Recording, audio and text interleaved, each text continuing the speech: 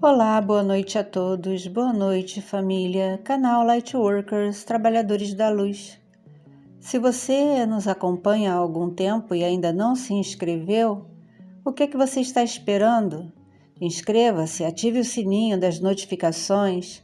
Quantos mais likes e comentários vocês deixarem, mais isso mostrará ao algoritmo que o nosso conteúdo é relevante e que não somos o tipo de canal que compra likes ou inscritos bolts para crescer.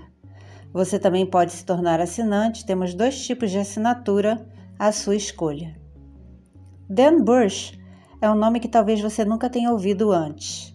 Ele é microbiólogo e foi responsável por projetos secretos entre 1986 a 2003. Ele trabalhou em uma Dumbo que fica no lago Papuzi, ou Papuzi Lake, a área 54, onde liderou o projeto Aquário, que era nada mais nada menos que uma investigação em cima da fisiologia de um não-terreno chamado J-Rod. Seu crachá lhe dava permissão para acessar todos os níveis dentro da área 54, da área 51 e da área S4. Para pesquisarem sobre o J-Rod, todos os envolvidos ficaram confinados a um ambiente esterilizado. Em 2005, ele foi designado para o Aid-Maid, a pessoa que divulgaria à humanidade a informação de que nossa espécie veio de uma linhagem não terrena. Na época, ele continuou fazendo as suas pesquisas, inclusive sobre as anomalias em Marte, e livre de confidencialidade, contou coisas a respeito do projeto Looking Glass, que é a retroengenharia de um artefato alien para viagens no tempo, um Stargate, que esclareceremos mais à frente. Algo que pode dobrar o tecido do tempo, como vemos na franquia Star Trek, Jornada nas Estrelas, para viajar pelo espaço profundo em dobra, uma tecnologia considerada ficção e continua sendo mostrada até hoje. É assim que a Enterprise e outras naves viajam e vão aonde o homem nunca esteve. J-Rod era um Grey, mais uma espécie que viajava pelo espaço e também pelo espaço-tempo. Usavam um pequeno planeta a 15 anos-luz do nosso, onde paravam antes de vir para cá. O que vamos mostrar se deve a uma quebra de protocolo. Na esfera higienizada, houve uma situação onde o ser se aproximou de Dan, que se assustou, se desequilibrou e, aproveitando-se da situação, não terreno, subiu no seu peito e fez um download de várias informações para a mente de Dan. Isso foi muito rápido, até que conseguiram tirar Dan da esfera, mas para ele foi como se o tempo tivesse parado. Ele ficou desacordado por vários dias e depois se recusou a falar o que tinha sido mostrado. E enquanto fazia tudo isso, ele mantinha empregos disfarces em Las Vegas. Ele até foi agente carcerário. Mas tudo o que foi feito para tirar as informações da sua memória não teve êxito. Quando ele se envolveu com o projeto Lotus, ele conseguiu um tratado onde o número de abduções autorizadas seria reduzido quase a zero. Desde então não temos mais aquela avalanche de relatos. É claro que isso ainda existe, mas não como era antes. Em uma entrevista, Dan disse que os seres humanos poderão enfrentar grandes dificuldades ou um renascimento. Depende de como ela vai agir nos próximos anos se mantiver tecnologias sem proliferação. Infelizmente, não é o que temos como informação positiva. J-Rod era uma espécie, sim, que se apartou dos oriundos de Orion. Antes de ser ajudado por Dan a voltar para casa, o ser pediu que ele analisasse e tomasse passos necessários para mudar o futuro da humanidade. O alien foi batizado como P-45. Já os Greys conhecemos por desdobramentos, experiências vívidas. Existem outros seres que são os P-52 com agenda própria. O grupo de Orion, muito conhecido dentro da ufologia, tanto quanto os nórdicos, segundo Dan, nunca passaram por Zeta Reticuli, mas já estiveram na Lua, em Marte e em outros planetas do nosso sistema.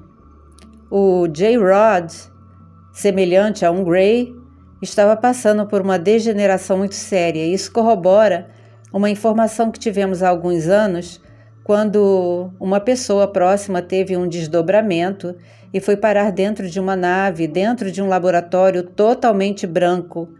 E um Grey, muito pequeno, explicava que um deles estava bem adoecido e explicava também que eles faziam o que faziam porque se eles não se regenerassem ou não se clonassem, não existiriam mais, porque aquela degeneração não poderia ser revertida geneticamente. Portanto, qualquer material de origem animal ou humana, eles já tinham experimentado de tudo, não obteve sucesso para reverter essa condição. Antes de dar seguimento ao conteúdo, queremos dar significado a alguns termos. Hiperespaço é uma região alternativa do espaço coexistindo com o do nosso universo, portanto simultâneo. Jump Gate é um ponto de salto, capaz de criar uma abertura por onde, unindo ponto A e ponto B no universo, é possível viajar por um vórtice, tornando a viagem interestelar possível em um espaço de tempo-terreno infinitamente menor.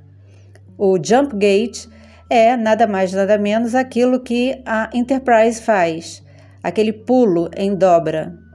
Não podemos deixar de lembrar que o terceiro objeto interestelar vai estar perto de nós, literalmente em outubro, bem perto de Marte, e tem sido um assunto muito abordado e acompanhado por vários cientistas, especialistas, ufólogos.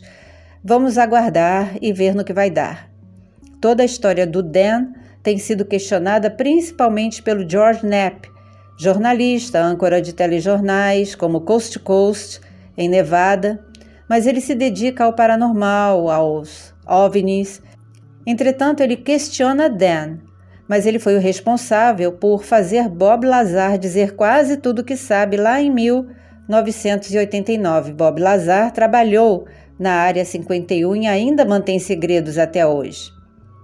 Isso assegura para si e para sua família viver em paz e trabalhar no que deseja. Infelizmente, o documentário Bob Lazar, Área 51 e Discos Voadores não está mais disponível no streaming. Ele fez um desenho em cima do que viu e trabalhou também na S4, onde havia um hangar, segundo ele, na encosta de uma montanha, mas visto por cima, misturado à área desértica, não era visto, era camuflado. Então, dentro haviam 9 naves não terrenas com designs e sistemas de propulsão diferentes. Para muitos, Lazar é um desinformante e só liberou informações distorcidas. Ele continua atualmente fazendo croquis em número limitado e se alguém deseja um deles autografado é só pedir através da sua conta no Instagram. Acreditamos que não será algo gratuito. Voltando ao Dan, algumas espécies não são capazes de ficar por um período mais longo em nossa atmosfera. Eles preferem a deles, pois não gostam da nossa temperatura e da pressão no planeta. Então, mesmo que pareça uma segunda pele, são trajes pressurizados. Ele disse que se um de nós participasse de uma reunião de neandertais, deveríamos refletir e pensar como nos sentiríamos.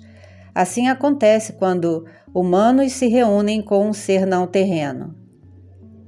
Curiosamente, ele diz em uma entrevista que o J-Rod enfermo pode parecer um louva-a-Deus e o que eles têm é uma síndrome que afeta o sistema nervoso deles.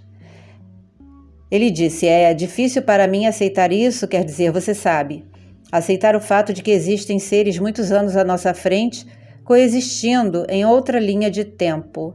Eu não tenho problema com isso, mas também não tenho evidências para me apoiar. Curioso que quando criança, Dan teve uma experiência muito marcante. Ele estava brincando em um parque com o avô jogando beisebol e durante um arremesso olhou para o céu, viu um brilho diferente e notou que havia no chão uma sombra triangular. Ele tinha 9 anos, não entendeu. Depois de um bom período, ele descobriu que viveu um lapso de tempo, onde ele viu um ser e contou para os pais, que disseram que ele estava sonhando era com um dos personagens da Vila Sésamo. Depois disso, ele começou a se interessar por microbiologia. E ele diz que quando torna tudo isso público, é o que ele viveu, o que ele viu, mesmo que as pessoas pensem que é uma mentira. Quanto ao acidente, ele disse que deu um passo em direção ao J-Rod e que ele, surpreendentemente, fez o mesmo e que ele não esperava isso. Então, ele sentiu medo, deu passos para trás, se desequilibrou, caiu de costas e foi como tudo isso aconteceu. Segundo ele, o ser tem pouco mais de 1 metro, não teria forças para derrubá-lo. Do lado de fora, uma equipe já estava se preparando para entrar, mas houve uma certa demora porque os trajes precisariam passar por etapas antes de adentrar na esfera. E ele disse também que os túneis nas Dumbbells não são para saída de emergência, mas sim saídas de ar, porque assim como onde ele estava, em qualquer outro lugar, caso algo dê errado, todos podem sair e desativar uma parte da instalação que está com problemas. Ele afirmou que na época sentia o que o ser sentia. A gente pode ver esse tipo de interação no filme do Steven Spielberg, que se interessa muito pela ufologia. O Elliot teve uma interação muito profunda com o ET. A última vez que Dan viu o ser foi em 2003, quando ele ajudou o Rod a passar por um Stargate e não teve mais contato com ele. Pediram que ele fizesse um teste de polígrafo para saber se estava falando a verdade. Ele disse que não faria porque não funcionaria. Porque se funcionasse, não existiriam tribunais e julgamentos por aqui. Um erro da nossa espécie, segundo ele, é julgar os outros como se todos tivessem que agir da mesma forma. O que realmente aconteceu foi que quando o portal foi experimentalmente aberto na instalação, o ser disse telepaticamente a Dan: "Quero ir para casa." E ele sentiu o sofrimento, a dor. E instintivamente, sem pensar nas consequências, ele o empurrou dentro do portal que se fechou, causando reações intensas. Ele foi detido, acusado de várias coisas. O interessante é que dentro do grupo, ele afirma que haviam pessoas cristãs, outras se diziam iluminadas, mas que não eram da verdadeira luz, e sim de uma falsa luz. Ele também afirmou que o número de pessoas sábias e prontas para o despertar aumentaria e seria um fenômeno real. Ele também afirmou que não existem pessoas sem alma, mas sim pessoas que se deixam tomar pela não-luz e que um dia ele crê tais seres terão a escolha de se reconectar com a fonte, humanos que agem assim também. Em 1935, Einstein pensou: e se o universo tivesse atalhos? Isso não foi uma teoria, ele estava pensando na relatividade. Ok? Pegue uma folha de papel ofício, marque 2 pontos nas suas extremidades, dobre-a e passe um lápis ou uma caneta pelos 2 pontos. Se um sistema solar está a anos-luz de nós, quanto tempo levaríamos para chegar lá com o nosso conhecimento? Mas, se pudermos dobrar o tecido do espaço-tempo, tudo muda de perspectiva. Talvez já tenhamos esse conhecimento que não é compartilhado. Afinal de contas, a tecnologia dos Stargates foram fornecidas por quem? Por selos cilíndricos sumérios que estavam armazenados na região onde no passado era a Mesopotâmia e foram encontrados. Finalizamos, ressaltamos o que já registramos aqui no canal, que todas as possibilidades no agora de criação de portais para a saída de regressivos da Terra não existem mais. Alguns portais existem sim na nossa atmosfera e são usados tanto pelos benevolentes como pelos regressivos. Falaremos mais a respeito porque já vimos isso acontecendo. A quem interessar, temos um vídeo entrevista que está na plataforma, é de outro canal, está cheio de anúncios, não é em português.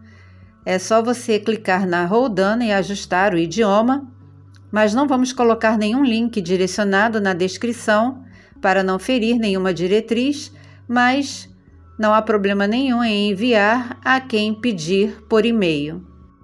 Até o momento, pelo que saibamos, Dan continua vivo e trabalhando.